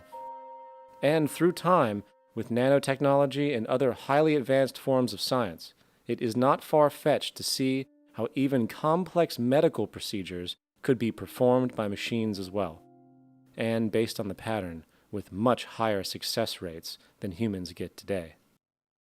The path is clear, but our monetary-based structure, which requires labor for income, blocks this progress, for humans need jobs in order to survive. The bottom line is that this system must go, or we will never be free, and technology will be constantly paralyzed. We have machines that clean out sewers. It frees a human being from doing that. So look at machines as extensions of human performance. Furthermore, many occupations today will have simply no basis to exist in a resource-based economy, such as anything associated with the management of money, advertising, along with the legal system itself. For without money, a great majority of the crimes that are committed today would never occur. Virtually all forms of crime are a consequence of the monetary system, either directly or by neuroses inflicted through financial deprivation. Therefore, laws themselves could eventually become extinct. Instead of putting up a sign, drive carefully, slippery when wet, put abrasive in the highway so it's not slippery when wet. And if a person gets in a car that's drunk and the car oscillates a great deal, there's a little pendulum that swings up and back, and that'll pull the car over to the side. Not a law solution. Put sonar and radar in automobiles so they can't hit one another. Man-made laws are attempts to deal with occurring problems, and not knowing how to solve them, they make a law. In the United States, the most privatized, capitalist country on the planet, it should come as no surprise that it also has the largest prison population in the world, growing every year. Statistically, most of these people are uneducated and come from poor, deprived societies. And, contrary to propaganda, it is this environmental conditioning which lures them into criminal and violent behavior. However, society looks the other way in regard to this point. The legal and prison systems are just more examples of how our society avoids examining the root causes of behavior. Billions are spent each year on prisons and police, while only a fraction is spent on programs for poverty, which is one of the most fundamental variables responsible for crime to begin with. And as long as we have an economic system which prefers and in fact creates scarcity and deprivation, crime will never go away.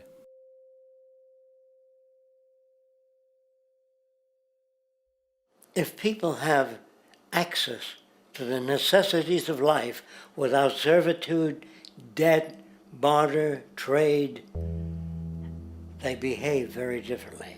You want all these things available without a price tag. Now then, you gotta have a price tag. Well, what'll motivate people?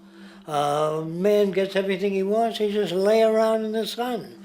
This is the myth they perpetuate. People in our culture are trained to believe that the monetary system produces incentive. If they have access to things, why should they want to do anything? They will lose their incentive. That's what you're taught to support the monetary system. When you take money out of the scenario, there would be different incentives, very different incentives. When people have access to the necessities of life, their incentives change. What about the moon and the stars? New incentives arise. If you make a painting that you will enjoy giving it to other people, not selling it.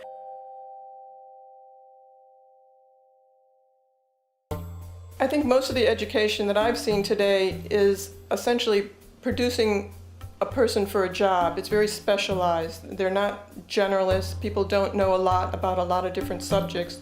I don't think you could get people to go to war if they knew a lot about a lot of things. I think education is mostly rote, and they're not taught how to solve problems. They're not given the tools emotionally or within their own field of how to do critical thinking.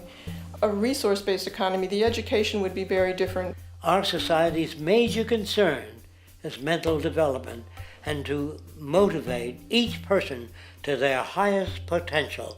Because our philosophy is the smarter people are, the richer the world, because everybody becomes a contributor. The smarter your kids are, the better my life will be, because they'll be contributing more constructively to the environment and to my life, because everything that we devise within a resource-based economy would be applied to society. There would be nothing to hold it back.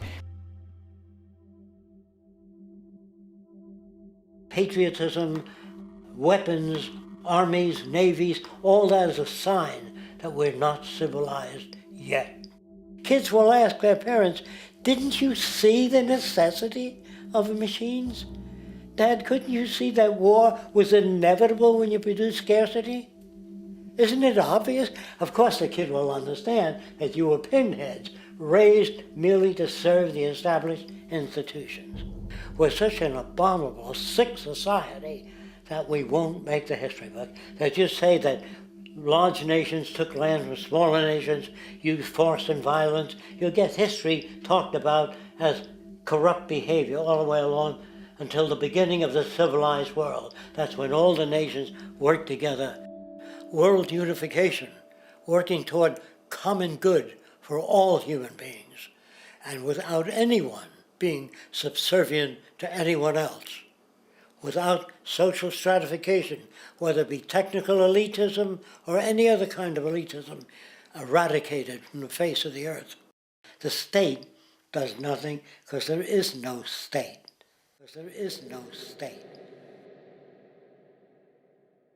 The system I advocate, a resource-based global economy, is not perfect. It's just a lot better than what we have. We can never achieve perfection.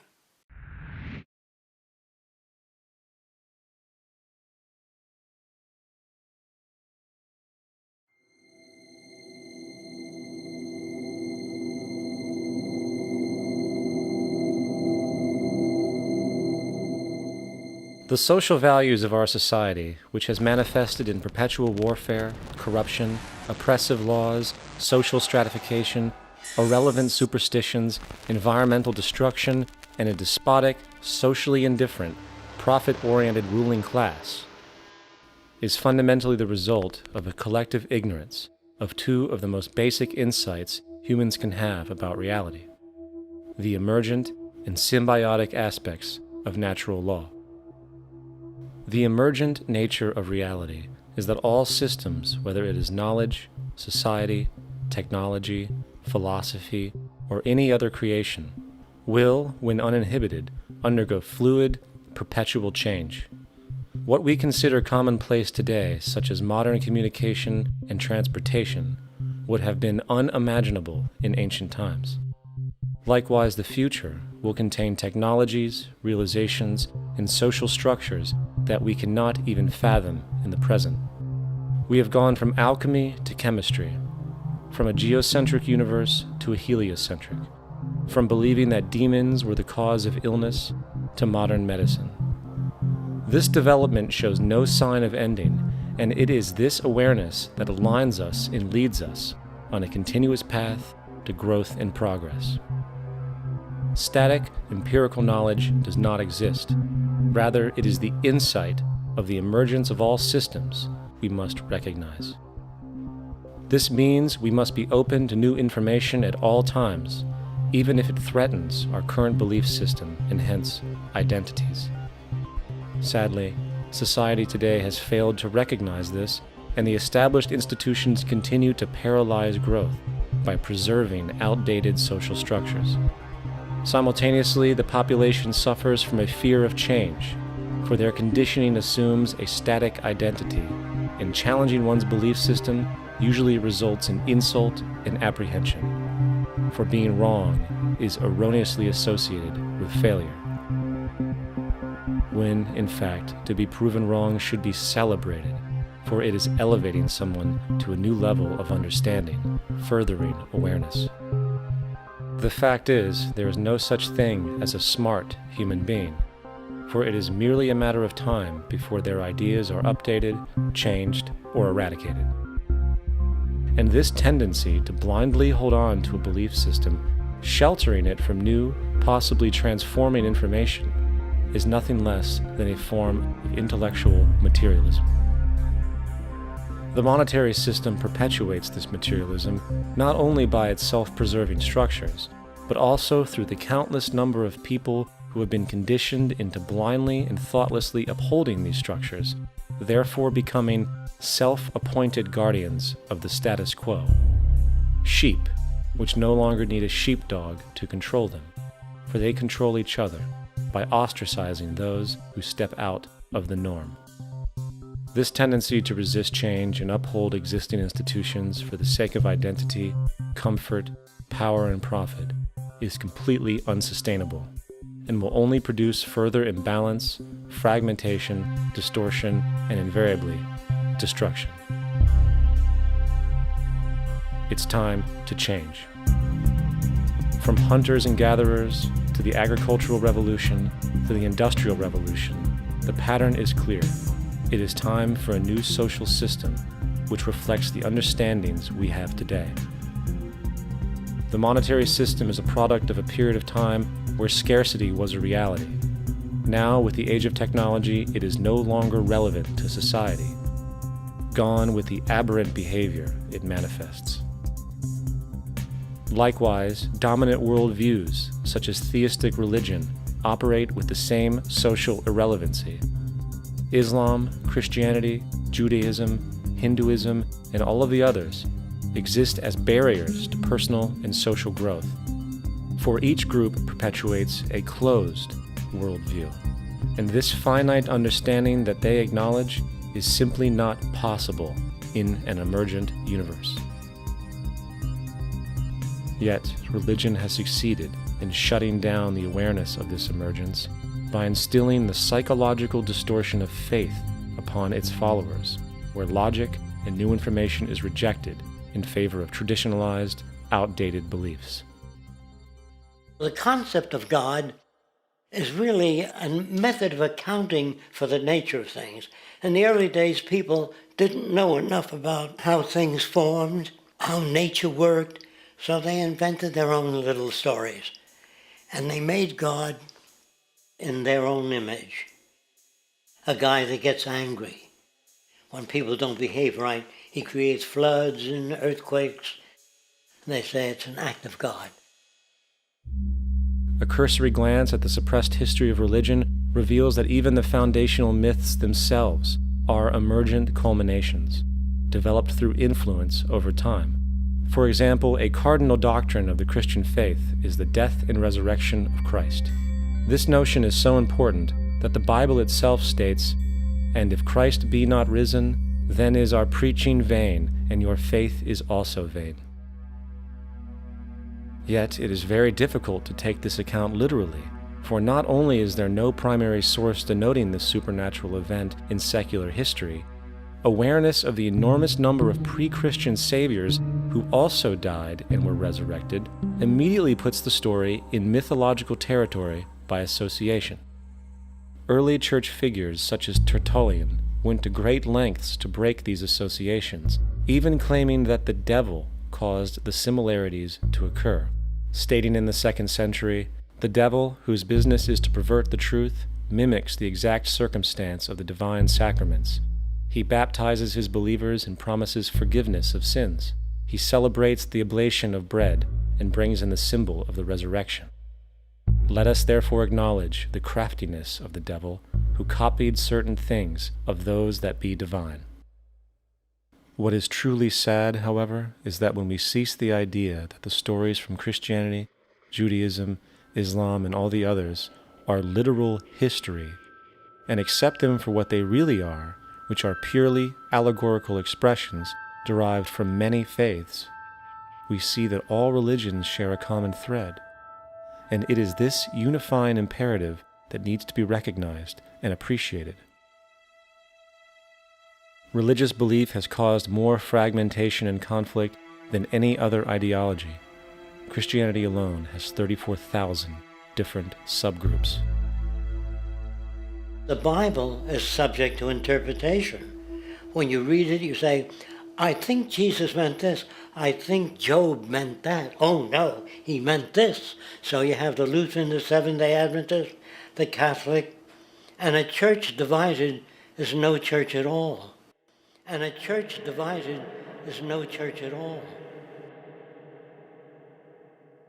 And this point on division, which is a trademark of all theistic religions, brings us to our second failure of awareness, the false assumption of separation through the rejection of the symbiotic relationship of life.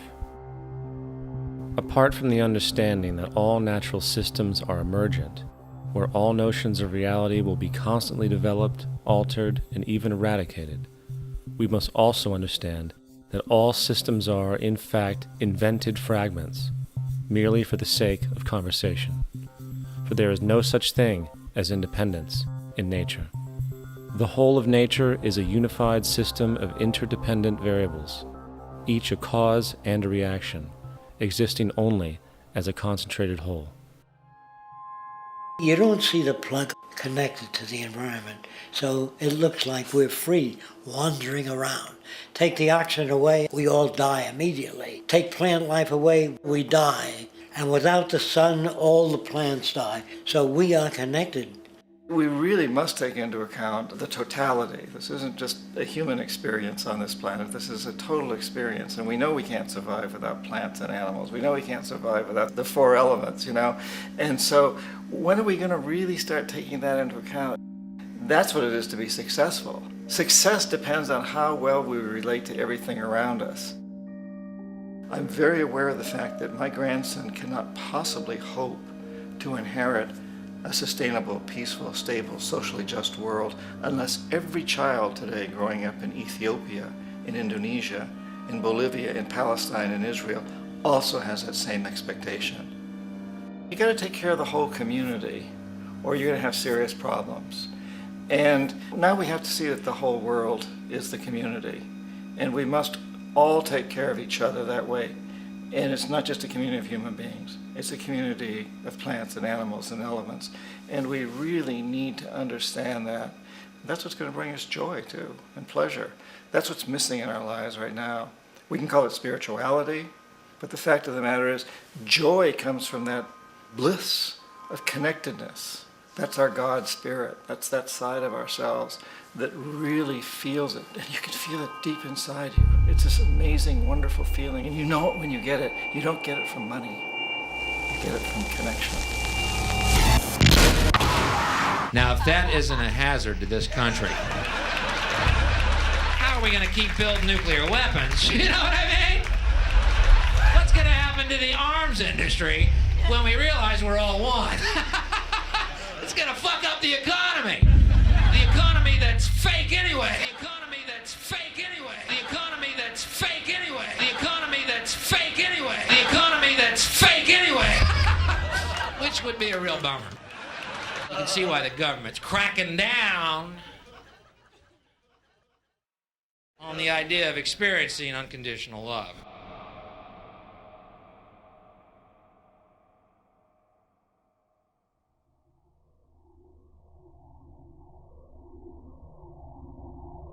Once we understand that the integrity of our personal existences are completely dependent on the integrity of everything else in our world, we have truly understood the meaning of unconditional love.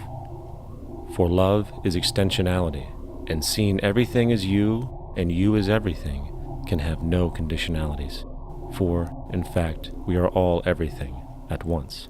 If it's true that we're all from the center of a star, every atom in each of us from the center of a star, then we're all the same thing. Even a Coke machine or a cigarette butt in the street in Buffalo is made out of atoms that came from a star. They've all been recycled thousands of times, as have you and I.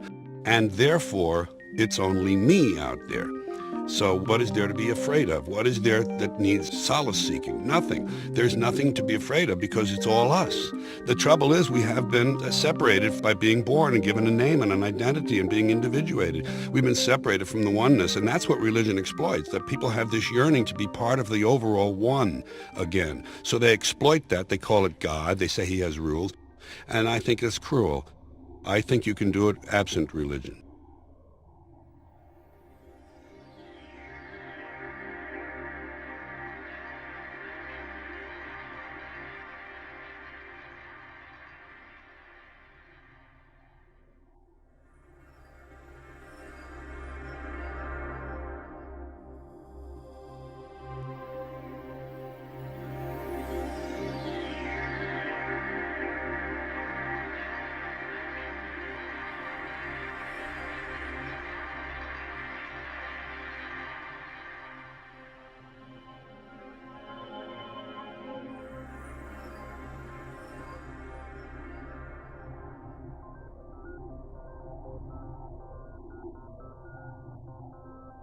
It's time to claim the unity our outmoded social systems have broken apart, and work together to create a sustainable global society where everyone is taken care of and everyone is truly free. Your personal beliefs, whatever they may be, are meaningless when it comes to the necessities of life. Every human being is born naked, needing warmth, food, water, shelter. Everything else is auxiliary. Therefore, the most important issue at hand is the intelligent management of the Earth's resources. This can never be accomplished in a monetary system, for the pursuit of profit is the pursuit of self-interest, and therefore imbalance is inherent. Simultaneously, politicians are useless, for our true problems in life are technical, not political. Furthermore, ideologies that separate humanity, such as religion, need strong reflection in the community in regard to its value, purpose, and social relevancy. Hopefully, through time, religion will lose its materialism and basis in superstition and move into the useful field of philosophy. The fact is, society today is backwards, with politicians constantly talking about protection and security rather than creation, unity, and progress. The U.S. alone now spends about $500 billion annually on defense. That is enough to send every high school senior in America to a 4-year college. In the 1940s, the Manhattan Project produced the first true weapon of mass destruction. This program employed 130,000 people at an extreme financial cost.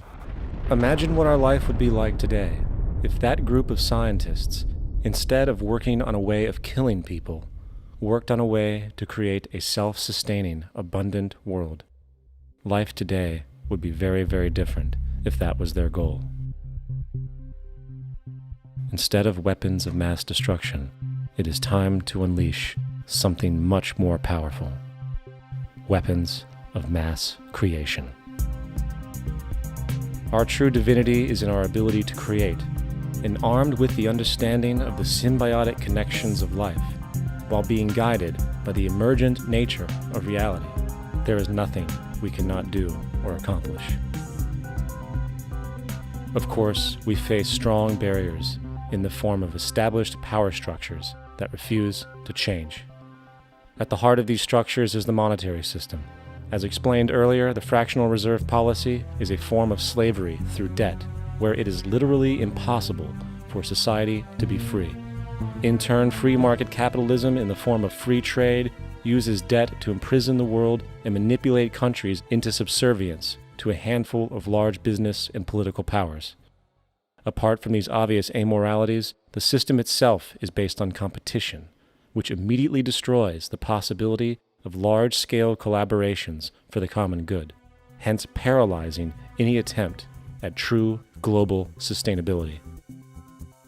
These financial and corporate structures are now obsolete, and they must be outgrown. Of course, we cannot be naive enough to think that the business and financial elite are going to subscribe to this idea, for they will lose power and control. Therefore, peaceful yet highly strategic action must be taken. The most powerful course of action is simple. We have to alter our behavior to force the power structure to the will of the people. We must stop supporting the system.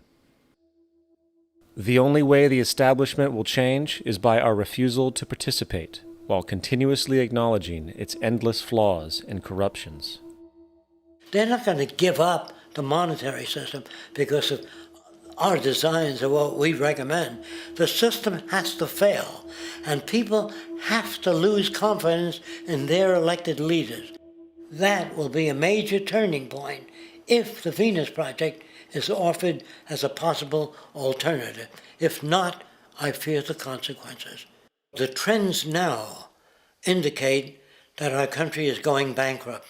The probability is our country will move toward a military dictatorship to prevent riots and complete social breakdown.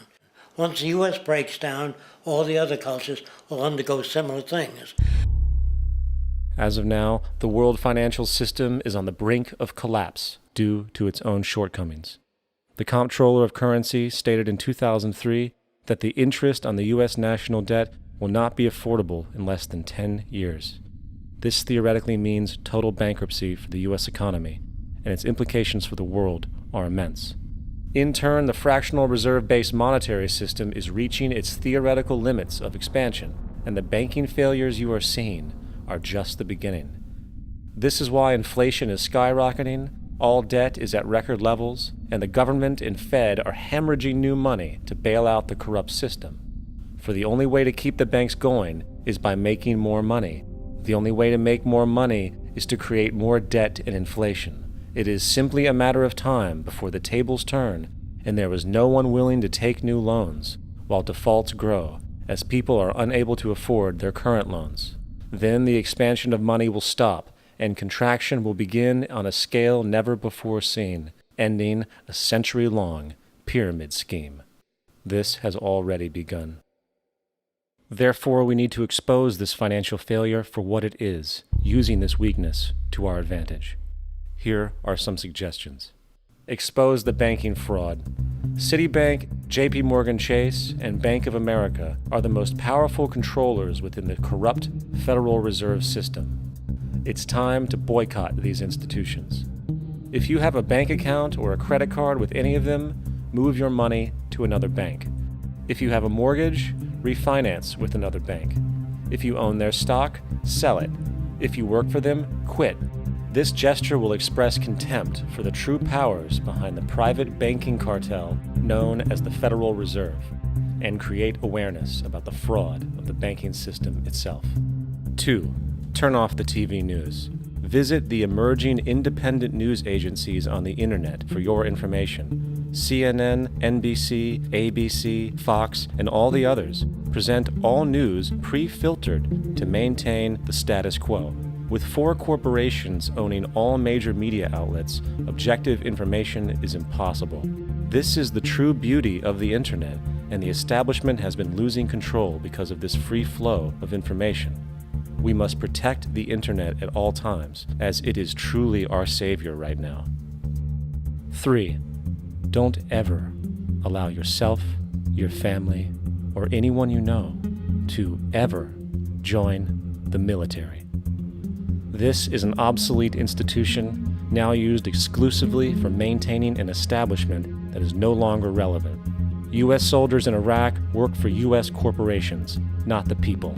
Propaganda forces us to believe that war is natural and the military is an honorable institution. Well, if war is natural, why are there 18 suicides every single day by American veterans who have post-traumatic stress disorder? If our military men and women are so honored, why is it that 25% of the American homeless population are veterans? 4. Stop supporting the energy companies. If you live in a detached house, get off the grid. Investigate every means of making your home self-sustainable with clean energy.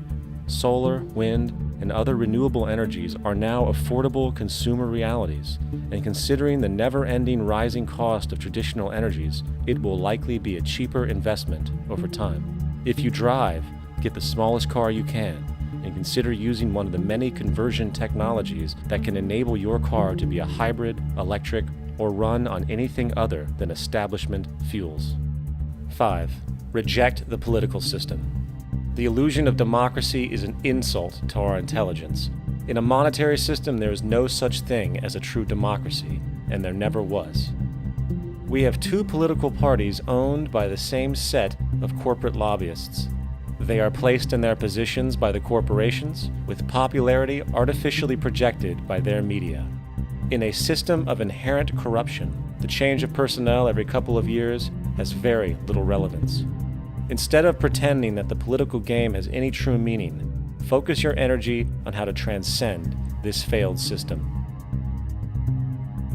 And 6, join the movement. Go to the zeitgeistmovement.com and help us create the largest mass movement for social change the world has ever seen. We must mobilize and educate everyone about the inherent corruption of our current world system, along with the only true sustainable solution, declaring all the natural resources on the planet as common heritage to all people, while informing everyone as to the true state of technology and how we can all be free if the world works together rather than fights. The choice lies with you. You can continue to be a slave to the financial system and watch the continuous wars, depressions, and injustice across the globe while placating yourself with vain entertainment and materialistic garbage. Or you can focus your energy on true, meaningful, lasting, holistic change, which actually has the realistic ability to support and free all humans with no one left behind. But, in the end, the most relevant change must occur first inside of you. The real revolution is the revolution of consciousness, and each one of us first needs to eliminate the divisionary, materialistic noise we have been conditioned to think is true, while discovering, amplifying, and aligning with the signal coming from our true empirical oneness. It is up to you. What we are trying in all these discussions and talks here is to see if we cannot radically bring about a transformation of the mind. Not accept things as they are, but to understand it, to go into it, to examine it, give your heart and your mind with everything that you have to find out a way of living differently.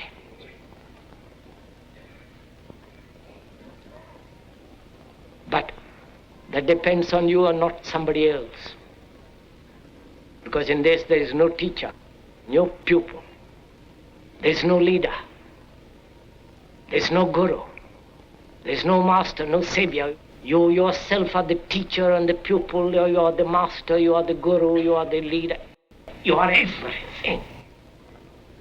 And to understand is to transform what is.